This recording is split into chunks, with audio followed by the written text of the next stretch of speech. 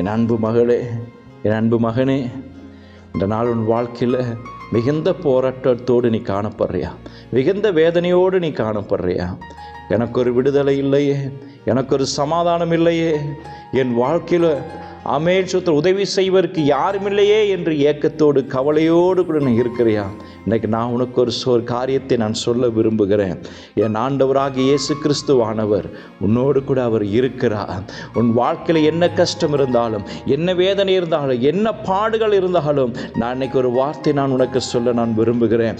ஏசாயா 43 அதிகாரம் 19வது வசனத்தில் சொல்லுகிறது, இதோ நான் புதிய காரியத்தை செய்கிறேன் என்று சொல்லி உன் வாழ்க்கையில் இன்று என் கர்த்தர் உன் எல்லா பாடுகளின் மத்தியிலும், வேதனைகளின் மத்தியிலும், கஷ்டத்தின் மத்தியிலும் உனக்கு ஒரு புதிய ஒரு வாழ்க்கை கர்த்தர் கொடுக்க விரும்புகிறார். புதிய ஒரு அற்புதத்தை கர்த்தர் உனக்கு செய்ய விரும்புகிறார். ஒரு விடுதலை கொடுக்க விரும்புகிறார். ஒரு புது துவக்கம் இந்த நாளில் உன் வாழ்க்கையில் உண்டாக போகிறது. ஒரு புதிய துவக்கத்தை கர்த்தர் கொடுக்க போகிறார். நீ விசுவாசித்தா இன்று அந்த புதிய துவக்கத்தின் ஆரம்பத்தை நீ பெற்றுக்கொள்ள என் கர்த்தர் உனக்கு கிருபை செய்வாராக. இயேசுவின் நாமத்தினாலே ஆமென்.